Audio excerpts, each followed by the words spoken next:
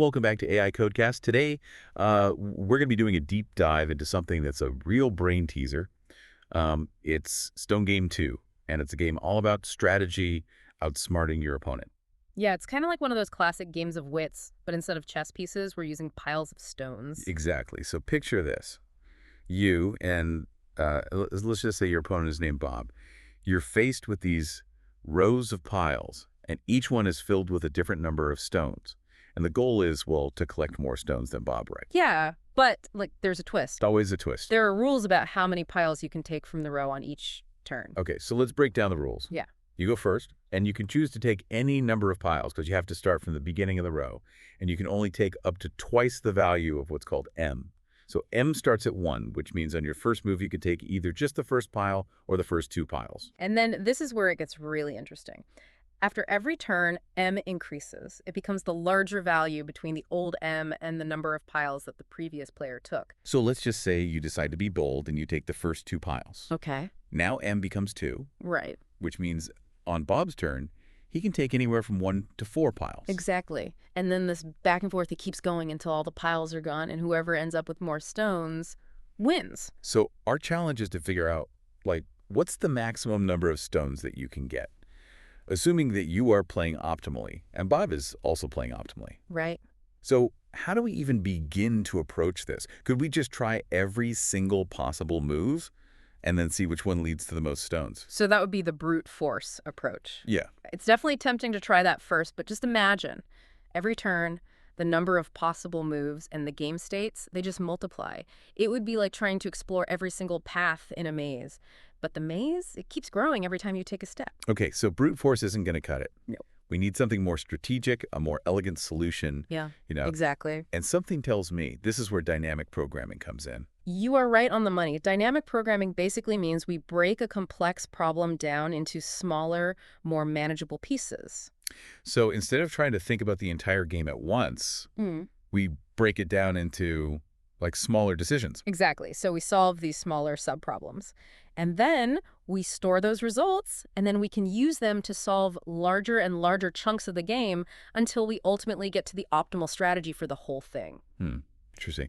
But before we go too deep into dynamic programming, I think it would be helpful to look at a concrete example to really understand the intricacies of the game. Yeah, I totally agree. So what do you think?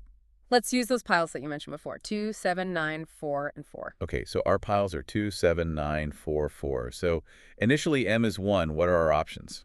So you have 2 choices. You can either take the first pile, which would give you 2 stones, or you can take the first 2 piles, which would give you 9 stones. Okay. Now, if you take just the first pile, then M is going to stay at 1 for Bob's turn. Right. But if you take the first 2 piles, then M increases to 2 for Bob's turn. So you can see how one single decision early in the game can really impact the rest of the game. Oh, absolutely. And this is just with 5 piles.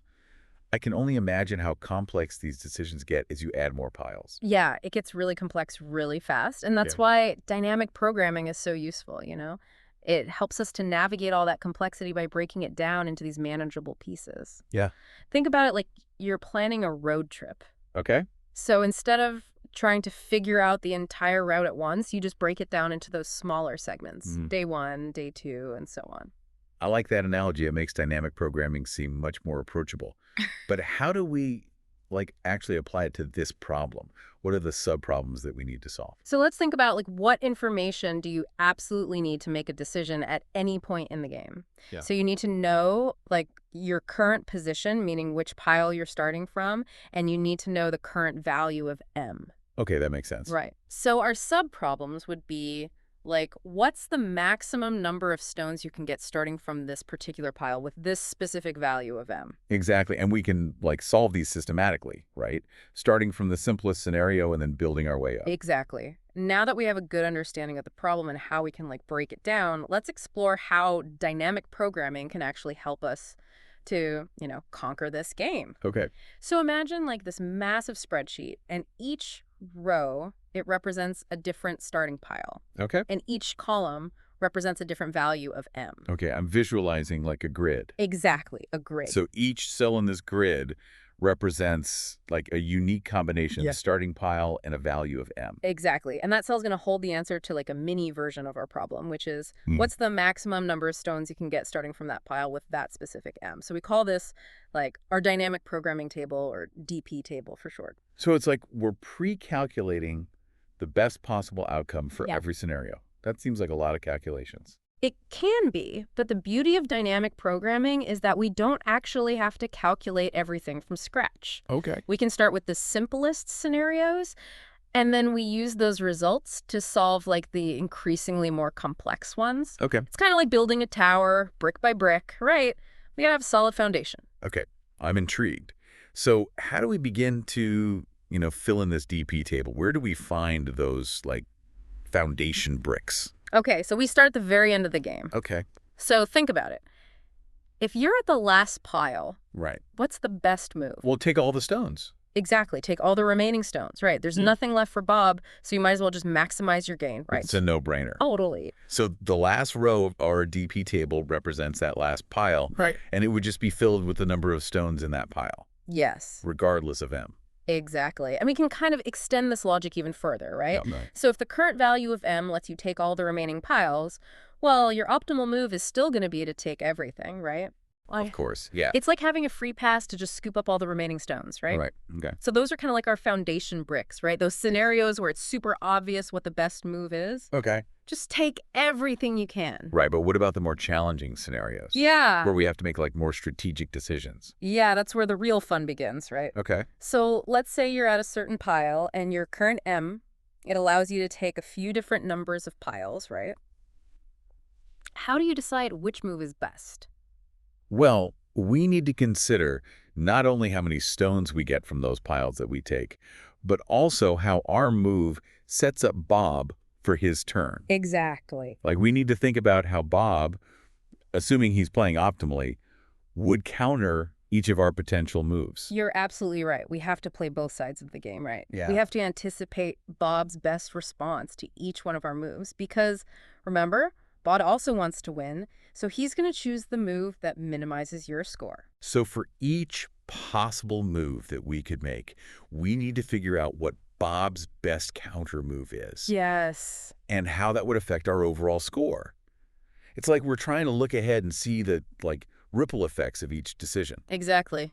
It's just like playing chess. Yeah. You don't just focus on the immediate move, you think several steps ahead. Right. And this is where our DP table comes in handy. Okay, I'm starting to see the connection. Yeah. But how do we actually use this DP table Okay. to anticipate those moves and find our optimal strategy? So let's say we're considering taking, I don't know, maybe like X number of piles. Okay.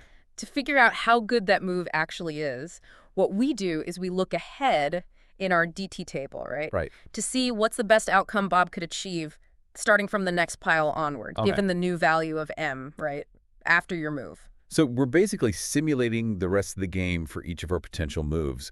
But instead of actually playing it out, we're using these pre-calculated results that we've stored in the DP table. You got it.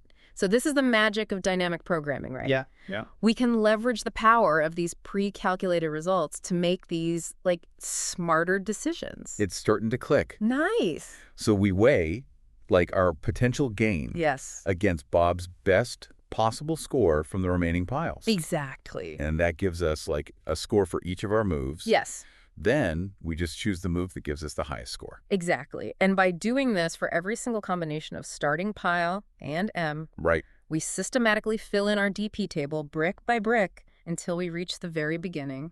And that final entry, at the top left of our DP table, Yeah. that represents the first pile and the initial M value. Yes. That's going to contain the maximum number of stones we can get, assuming both of us are playing perfectly. It's like having a crystal ball. It is. But before we get too excited, we still need to figure out how to efficiently calculate all those entries in our DT table. Right. Then there's this really clever optimization technique called Suffix Sums that can really speed up our calculations. Okay, Suffix Sums. That sounds intriguing. Tell me more about this secret weapon. Suffix Sums. It sounds kind of complicated, but it's actually pretty simple. Okay. So imagine You're planning that road trip we were talking about, Yeah. and you've got this list of all the major cities on your route. Okay. And you want to be able to quickly figure out the total distance between any two cities. Okay. So instead of adding up all the distances, like every single time you need to know, Right. you could like pre-calculate the total distance from each city to the end of your trip. Okay. So that way, like, if you wanted the distance between, say, City 3 and City 7, Right. you just subtract the distance from City 7 to the end Right. and the distance from City 3 to the end. Ah, I see. Right. So it's like a lookup table. Exactly. Yeah, yeah. And that's basically what we do with suffix sums in Stone Game 2. Okay. So we pre-calculate the total number of stones from each pile to the end of the row. That way, when we need to figure out how many stones are in like a particular range of piles, Right. we can just instantly look it up. Instead of recalculating it each time. Exactly. So it's like a cheat sheet for all possible pile combinations. Exactly. I'm starting to see how this makes our solution way more efficient. Yeah, for sure. It reduces the number of calculations we need to make, so it makes it much faster, right? Oh, right. So I know talking about all these tables and calculations, it can sound a bit abstract. So let's like try to ground it a bit more concretely, right? Okay. How do we actually implement this solution? Let's think about the pseudocode. Okay, yeah. Let's Yeah. get our hands dirty with some pseudocode. It's like a blueprint What- or a yeah. solution. So the first thing we do is create an array to store our suffix sums. Okay. Then we'd loop through our original piles array, starting from the last pile and working our way backward. Okay. And for each pile, we'd add its value to the previous suffix sum to calculate the total number of stones from that pile to the end. So it's like building it in reverse. Exactly. Oh, okay. Then we create our DP table, which is going to be a 2D array where each entry represents that combination of starting pile and M value. Okay. And we'd initialize this table with like some default values. Okay. Usually it's negative infinity, Okay. just to indicate that we haven't calculated the score for those entries yet. Okay, so we've got our lookup table for suffix sums and our DP table all set up. Exactly. What's next? All right, so now comes the core of our logic, right? The dynamic programming part. Right. We'd use nested loops Okay. to go through all the possible starting piles and M values. Right. And for each combination, we'd consider every possible move, right? Remembering that we can take up to 2 M piles. So Yeah. we've got 3 nested loops here.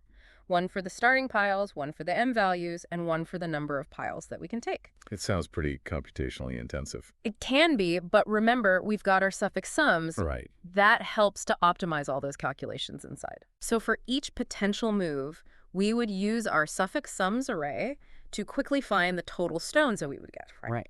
Then we'd look ahead in our DP table Okay. to see, okay, what's the best that Bob could do, given the new value of M after our move, right? Right. And then we just compare all of these possible outcomes, and we choose the move that gives us the highest score. So it's like we're systematically filling in this DP table Yes. using like the results from those previous subproblems. Exactly. And by the time we get to the beginning of our DP table, Right. that top left entry is going to hold the maximum number of stones that you can possibly get, Assuming optimal play. assuming optimal play from both players. Wow. That's pretty incredible. We've basically mapped out like the entire game, We have. every possible move and counter move. But let's talk about the efficiency of this solution. Yeah. What's the time complexity? Yeah, so as you pointed out, we've got 3 nested loops, right? Which gives us a time complexity of big O of n cubed, wherein n is the number of piles. Okay, so cubic time complexity, Yeah. that sounds a bit intimidating. Is that considered efficient? It's definitely more efficient than brute force, which would have been exponential. Right. Remember that maze analogy? Yeah. With brute force, we're exploring every single path. Right. But here, we're being a bit more strategic about it and Yeah. avoiding all those redundant calculations. Okay, so we're trading off a little bit of complexity for a much faster solution. Exactly. So what about the space complexity? Yeah, how much memory is this going to use? So the main thing that's going to take up space is our DP table, Okay. which has dimensions n by n, right? Right. So the space complexity is big O of n squared quadratic space. So we're using some memory to store these calculations, We are but that's allowing us to solve the problem a lot faster. much faster. And this is just one way to solve this problem with dynamic programming. Right. There are other techniques like the top-down approach Hmm. that we talked about briefly before Each approach has its own, trade-offs and nuances, but that core idea of breaking down the problem and using those pre-calculated results, Yeah. that's what makes it really powerful. So we've explored the depths of Stone Game 2, We have. uncovered the power of dynamic programming, Yes. and, dabbled in some pseudocode. A little bit, yeah. What a journey. Wow. But before we wrap things up, I want to leave our listeners with something to think about. Okay. How would our solution change if we changed the rules of the game a little bit? What if M, instead of increasing the way it did, it increased differently? Or if players could take a different number of piles each turn? That's a great question. It's all about adapting these core principles of dynamic programming to these different scenarios, right? Right. The actual implementation might change, but the underlying logic is going to stay the same. It's like having a toolkit. Exactly. A toolkit for problem solving. Well, that's all the time we have for today's deep dive into Stone Game 2. We hope you've enjoyed this strategic adventure. And until next time, keep coding and keep those algorithmic wheels turning.